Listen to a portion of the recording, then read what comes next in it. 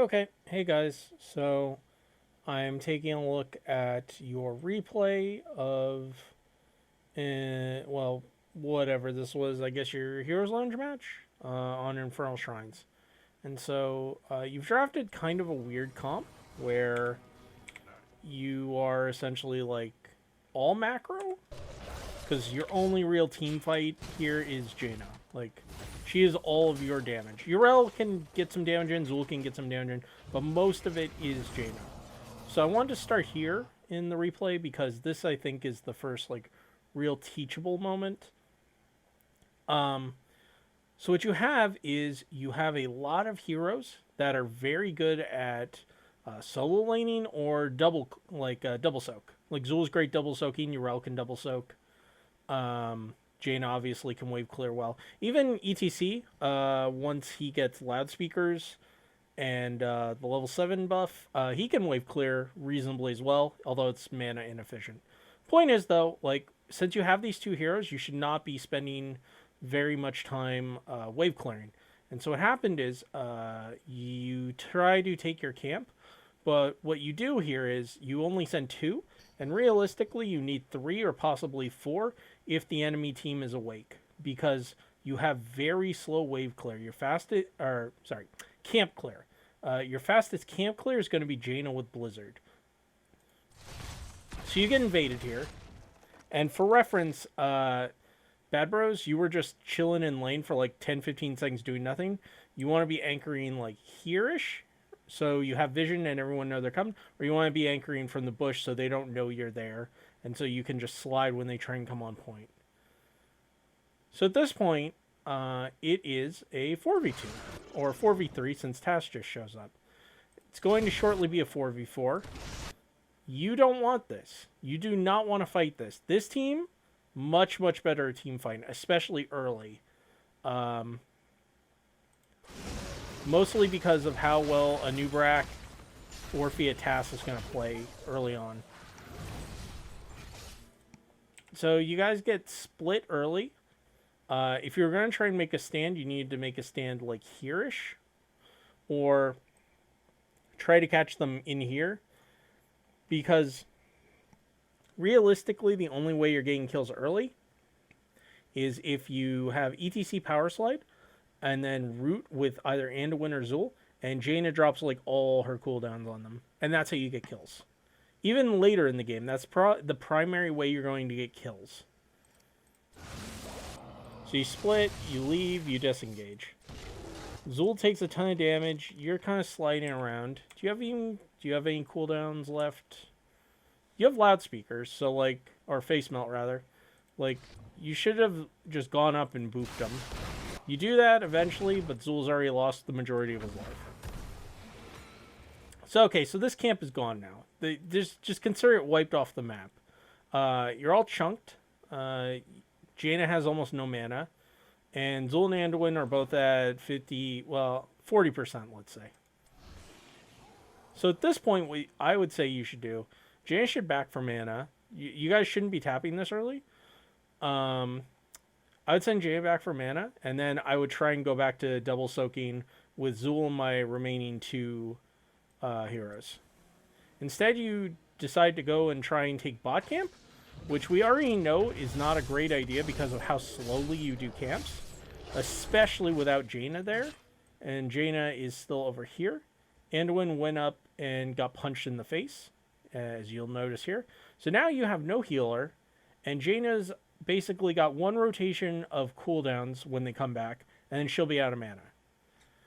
And your Zul is at not a lot of life. 600. Less than 600 life, and getting lower. So you're all in very bad position to stop an invade at this point. They come to clear bot. They notice you guys are on camp, or at least are going to check that if you're on camp. You're almost done. You run away. If you had stayed there and autoed, I think you get the camp for free. Babros, you can just stay in the bush here and then immediately face melt when they go to check. That's probably better than sliding first. I mean, it was a good slide, though. I think if Jaina had everything, you'll notice she couldn't even cast Blizzard. She didn't have enough mana. You can potentially get an Orphea kill here. But because of the low mana, which I mentioned, you just can't get a kill realistically. And so you do get the camp, barely. But had they been more aggressive here, and had Tassadar walled you off earlier, this is a good fight for them to take. I would 9 times out of 10 take this fight. Anubrak's here slow, so it's not free for them to take it, but considering how chunked you all are, I would have taken that fight. And I think at minimum they trade, but I think more likely they just kill Zol at the bare minimum. So this is dangerous. It worked out, but it really shouldn't have. And similarly, you still have this camp going from when they took earlier, and you've lost a tower off it. Like, Urel saves it, but this is essentially just a dead tower.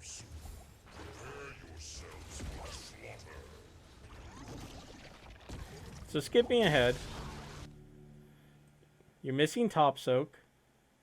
You're not on bruisers. You're missing mid soak. You're just very scattered. See, so even though you got the camp and no one died, it screwed with your rotation so much that you actually end up missing some soak in the process. As you can see up here, this should not be the case. Yes, some of that's from the camp, but no, it's not from the camp because they haven't even taken it yet. Yeah, so you can just see, even though you have a better set of clear heroes, because your rotations got screwed up, you end up behind here.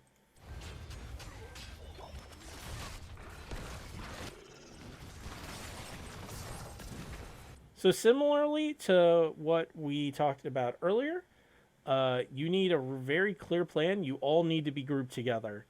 Because, again, it's got to be almost certainly ETC leads the engage. And then you get follow-up roots. Urel can go in and attack the backline. That's fine. Zol has the most... Well, the easiest to follow up with root. So I'd expect him to follow up on any kind of engage.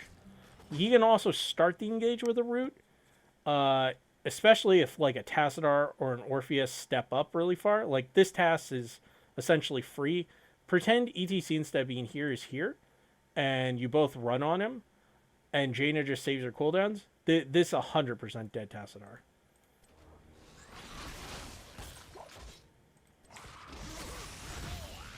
And that's how you're going to have to deal with Tassadar, by the way. You're going to have to run him down. Because in a poking competition, he's just going to crush you. So again, you have this weird split. You have your tank and the closest thing to a second tank right here. Urel is not here yet. Jaina is trying to clear on point, which is bad because you're losing her cooldown rotation. And again, that's your main source of damage. So essentially, because she just popped all these, she doesn't have any damage to follow up with in this fight.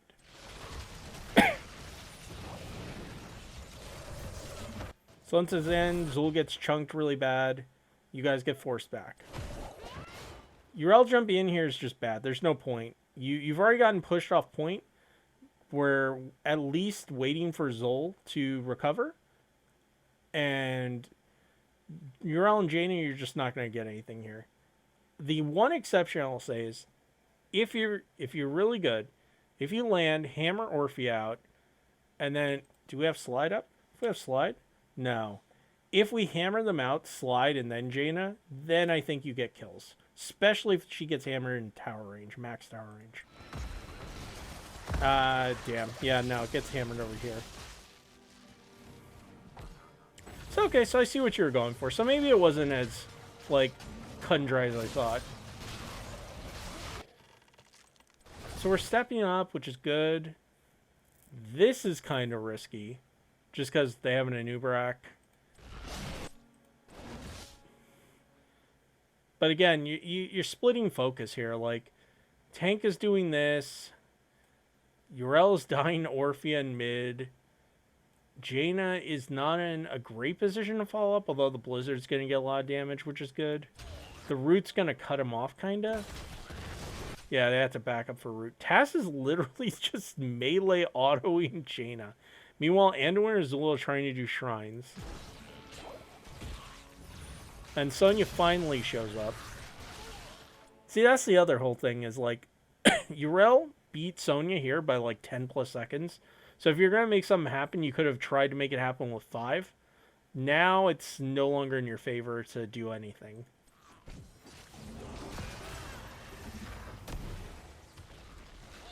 So at this point, if you want to re-engage, you need to...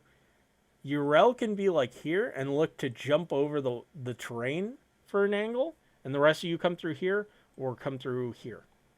But this weird split of Zol and ETC is not going to work.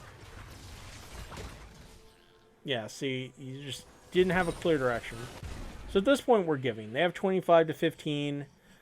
You're still behind on soak. So what I do is I would just split up, and I'd soak every lane right now. Just soak every single lane. It's safe. They're going to get to 7 first, but you'll get to 7, like, right after. You can still keep 3 here and force Orphea back, but yeah, like, this should all be being collected. But instead, we re-engage, and realistically, you never had a chance to get that back. You don't have the kill pressure, because once they get 10 plus shrine minions on you, the only way to catch up against this sort of comp with actual clear, like just Tassadar can clear and Sonya can clear very well, is to get a bunch of kills, and your comp can't get a bunch of kills. This was really bad.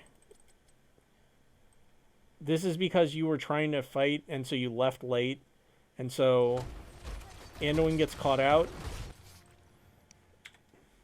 ETC has no buttons anyway, so even if he, say, was here instead of over here, there's not like he could just hit mic check and bounce them back. There's just nothing he can do. Anduin dies for it. So at this point, because you've staggered deaths so closely, and the Punisher's taking no damage, and there's still 4 here, there's nothing you can do about this. The only thing you can do is throw the Blizzard out like the Jaina did, and then leave. You can maybe have ETC try and, like, bait the jump, but that's really dangerous because they have a Anubarak, and this gate's about to die. Because if he gets jumped right here, he's dead. Assuming they're paying attention.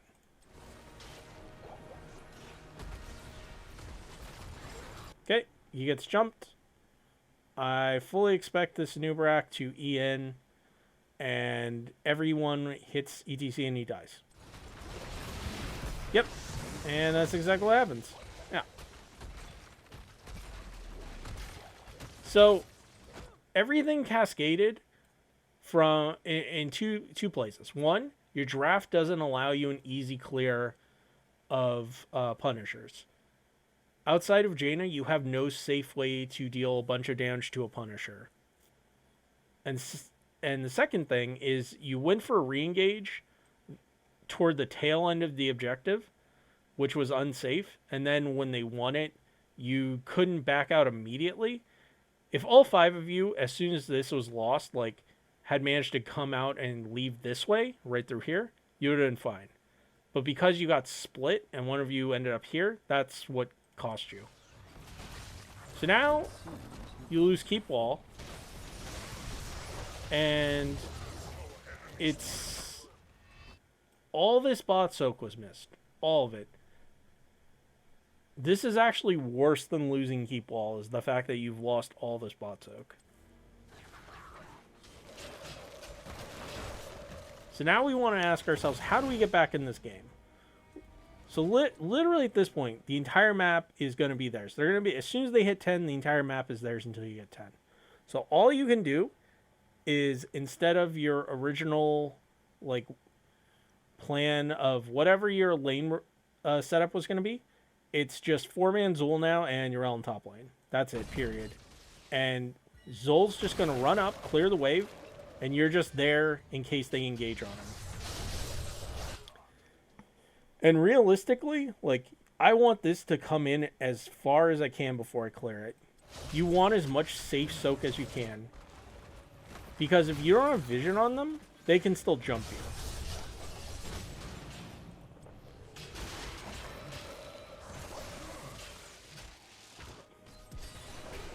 The good news is they don't really press their advantage with 10. I'm surprised they didn't at least try to make a move on bot fort, but it's better for you. Being this far out is bad. Again, a better team would flank around here and try and punish you. But, I say that, but I guess you had vision, so it's not a big deal. Like, did you have vision at the time? Let's back up a little bit, so when do we get vision? So we don't have it, we don't have it. We have Orphea vision, unsafe, then we get it. So yeah, this was unsafe, like, but once you see multiple bot, then it's fine. Then it's no longer a big deal. Pick your 10s. Also, because you see 3 down here, you can try and move on the Tassadar. If you all move up together here, it's now gone from being a risky play to, if Tass steps up here, like too far up here, he potentially gets slid and killed. Yeah, see, like right there? ETC, you can be more up here and look for it. As long as you see 3 here, you are no longer required to play back. You can be up here. You can pressure. Same thing goes for Jaina and Anduin. You can now be up here.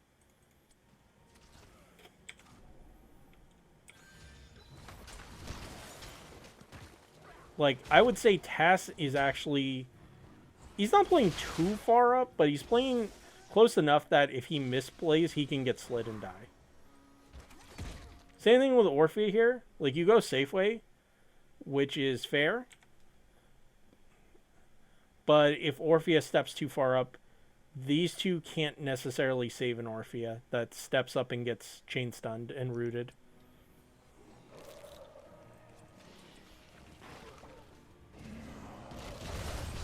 Yeah, and that was really well done. Like, you correctly saw the task was too far out, and you ran him down, rooted him, and killed him before the enemy team could react. Also, nice mosh. That was good. Like, let's back up a little bit.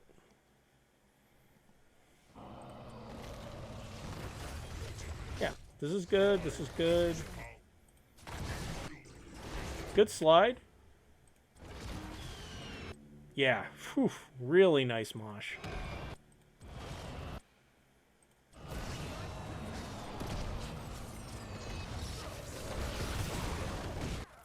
That, you didn't need to boop them. But other than that, yeah, that all was good. But you see, even with all that stun, you still had a really hard time killing any of them. Although I feel like at least one of them should die here. So what happens? Anduin does that. Where's your autos? You should be autoing. Auto, auto, auto, auto. Not a single auto. Auto, auto. There's one auto.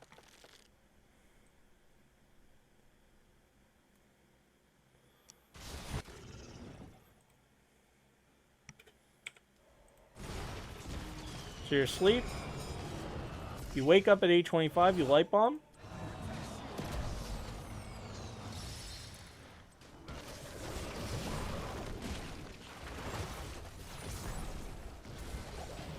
You missed 3 autos.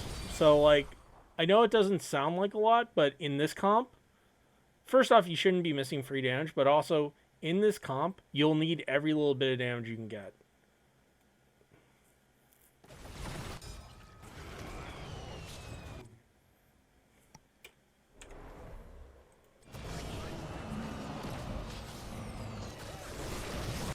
Also, Zul, you guys need to communicate more. If you're going to ring, there's no reason to use the bone prison right away. You just ring and you get them all rooted anyway. So I think at minimum Decker should die